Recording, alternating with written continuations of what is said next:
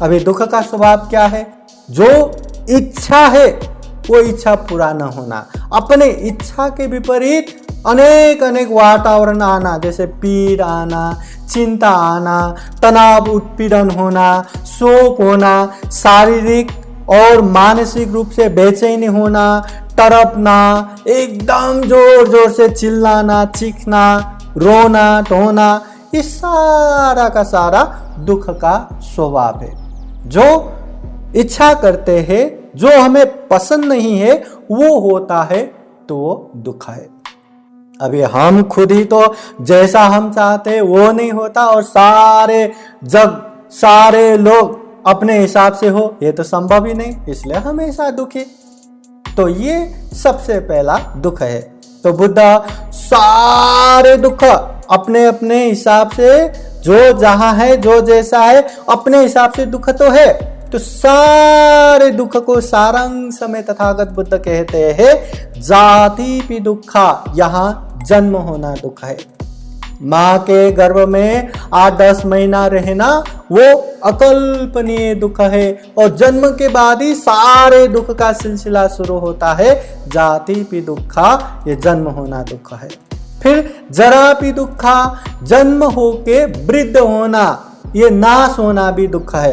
कोई भी यहाँ बूढ़ा होना नहीं चाहते, हर कोई सुंदर होना चाहते, जवान होना चाहते, इसके बावजूद भी हम वृद्ध हो जाते हैं, बुढ़ापा आते हैं, ये भी दुख है। व्याधि भी दुख हो कि हम न चाहते हुए भी बीमार होते हैं, शरीर में अनेक अनेक रोग उत्पन्न होते हैं, ये भी दुख हुआ। मरणम भी दुखं, सारे चीज छोड़ के मरना, यह भी बहुत बड़ा दुख है। देखा जाए तो दुनिया में कोई भी मरना नहीं चाहते, हर कोई जीना चाहते हैं। अरे जिसका शरीर अंग प्रत्यंग अच्छा है, खाने को पीने को रहने को है, उसकी तो बात ही छोड़ो। जो आंखों से अंधे है या शरीर से अपांग है, हाथ नहीं पैर नहीं, वो भी जीने के लिए संघर्ष करते हैं। जिसके पास खाने को खाना नहीं है, संपत्ति नहीं है, वो भी मरना नहीं चाहते, जीने के लिए संघर्ष करते हैं। पर सारे अपने लोगों को, जितने भी है धन संपत्ति सबको, और ये सारा शरीर, ये मेरा हाथ, ये मेरा चेहरा, ये मेरा शरीर, ये शरीर भी छोड़ के मरना बोले तो बहुत बड़ा दुख है। मरणम भी दुखम। इसके बावजूद भी तथागत बुद्ध ने प्रिय ही विपयोगो दुखो, जो प्रिय है उससे दूर रहना दुख है। अप्रिय ही संपयोगो दुखो, जो अप्रिय है उसके साथ ही रहना दुख। यम भी इच्छं नलवती तम भी दुखं, जो हम इच्छा करते हैं वो पूरा न होना दुख। संक्षिप्तेन पंच उपादान खंदा दुखा, संक्षिप्त में ये नाम रूप का ये पंच स्कंद रूपी शरीर धारण करना ही दुख है।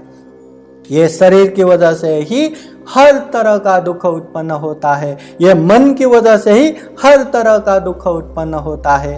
इसलिए एक उदाहरण दिया है, जैसे एकदम खुजली हुआ तो जितना खुजाएंगे उतना आराम जैसा लगता है, सुख जैसा लगता है, मगर वो खुजाने से वहाँ घाव होगा, वहाँ और पीड़ा होगा और दुख का कारण होगा।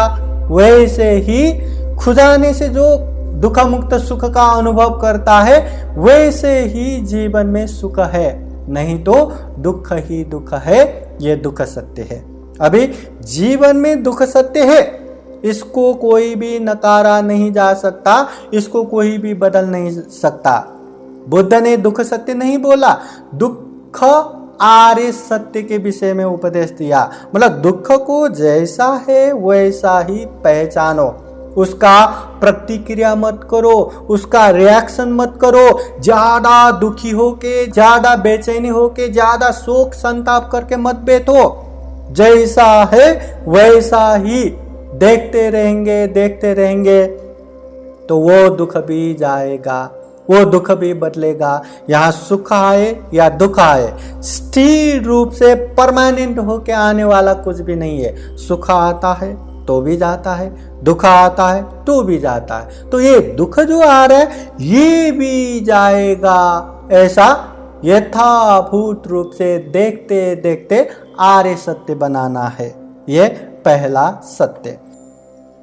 चार आर्य सत्य का दूसरा सत्य है दुख समुदय आर्य सत्य। मतलब इस दुनिया में अगर दुख है तो दुख का कारण भी है, बिना कारण यहाँ कुछ भी नहीं होता। कार्य कारण सिद्धांत है, कारण है तो कार्य है, कर्म है तो कर्म फल है। वैसे ही अगर दुख है तो दुख का कारण भी है।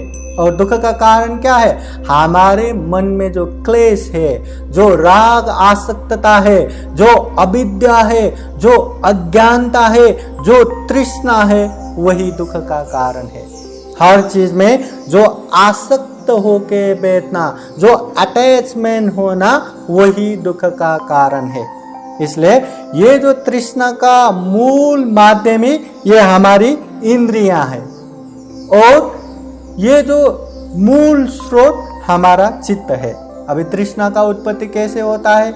यह आंख है, आंखों से कोई वस्तु या किसी भी रूप देखकर वहां तृष्णा उत्पन्न होता है। आहा कितना अच्छा है, वो मुझे चाहिए चाहिए, जैसा भी हो जो भी हो चाहिए चाहिए, आसक्त तृष्णा उत्पन्न होता है। ऐसे ही ये कानों से शब्द सुन के, नाक से गंध लेके, जीभ से स्वाद लेके, शरीर से स्पर्श करके, मन से विचार या कल्पना करके वहां आसक्त उत्पन्न होता है, तृष्णा उत्पन्न होता है। तो जब तक हम प्रज्ञा चक्षु उत्पन्न नहीं करते तब तक तृष्णा का उत्पत्ति बंद नहीं कर सकते। आंखों से रूप देखा, दित्थे दित्थमतंग बस देख लिया, सुते सुतमतंग बस सुन लिया।